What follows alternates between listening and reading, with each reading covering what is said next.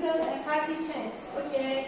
But I think, and I speak to other teachers, that I explain you the topic that is related to your theoretical topic, and then the teachers show you the other topics. Okay.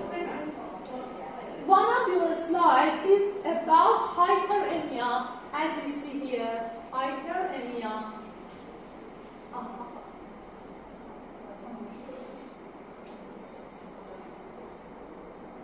Can you say me what is this tissue? Which tissue is this? Lungs. Lung. I know lung. Kidney? Which tissue in histology? It is, of course, it's pathologic, but you can understand from some elements. Liver? Liver, no. Kidney? Kidney, why? Yes, why? Nephritis. Thank you. Glomerulus. You see glomerulus here. Okay. What was the glomerulus? The glomerulus is a tuft of capillaries in a bone capsule. Okay, a tuft of capillary in a bone capsule. This is glomerulus. This is the characteristic of the kidney tissue. I recommend you for practical exam, for example, or practical classes. First, you should remember the histology, and you should diagnose the histology of the tissue. Then you search for the pathology of the tissue. First of all, you should diagnose that, recognize that this is glomerulus, this is characteristic, and these are the tubules of the kidney. Glomerulus and tubules, nephron tissue, and this is the kidney tissue. But what is the pathology? In kidney, you don't have these dilated capillaries. This is not normal. Capillaries are like here. Here we have capillary, here we have capillary, but you don't see. Why? Because they are collapsed, they are not very dilated. These are, here we have many capillaries, here, but you don't see. These capillaries are very dilated because of hyperemia. Okay? So this is the pathology. This is the histology, and this is the pathology. The diagnosis of this slide is hyperemia, as you see here. Even in capillaries of the glomerulus, this is glomerulus, okay? Glomerulus, and in the capillaries of it, you see the RBCs, you see the red blood cells. In normal tissue, you don't see. They are, but they are collapsed, and you don't see. Here, they are dilated. Here, you see RBCs, and this is hyperemia. And it can cause hemorrhage in the tissue. You see the dilated vessels, and you see the hemorrhagia in tubules, in interstitium, and in other parts. Okay, hyperemia is a simple slide. Thrombosis. I explained you the thrombosis. You know about it. Visual period and other propagation, embolization, dissolution. And in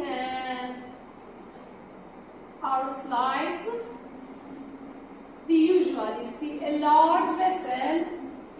You will see a large vessel, that lumen of vessel, is filled with the thrombus, which is focally attached to the underlying vascular surface. And in some pieces, you may see recanalization and organization. As you see here, the transverse section of the vessel, as you see here, this is a thrombus.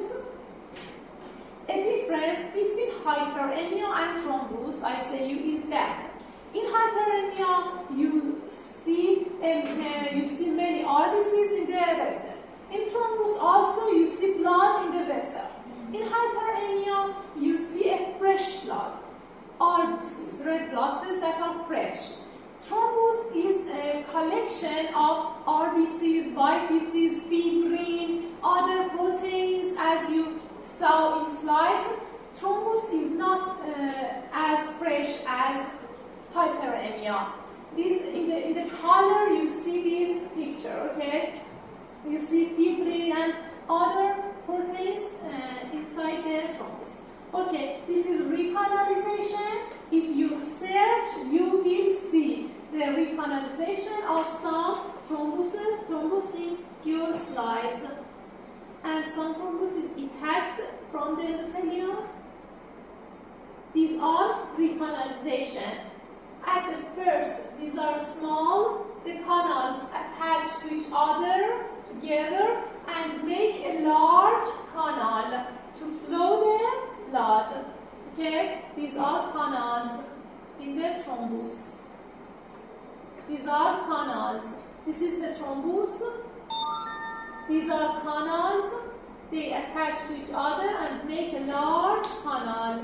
You see your slides. And the last slide is infarction. An infarct, you know that is an area of ischemic necrosis caused by occlusion of the arterial supply or the venous drainage.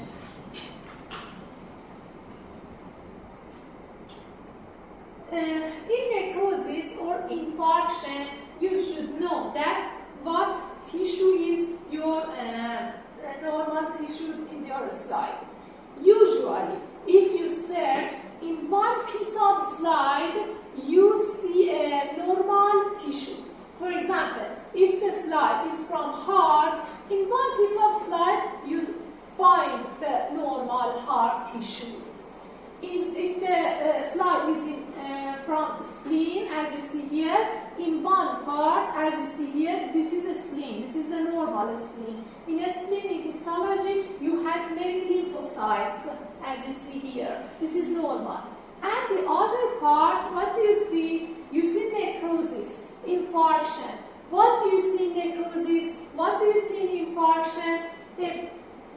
An amorphous, pinkish material.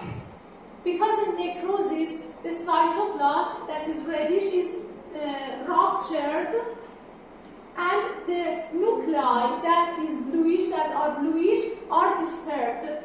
So you see some bluish dots here, bluish dots that are remnants of the nuclei, and you see the cytoplasm remnants as a pinkish amorphous material. Okay?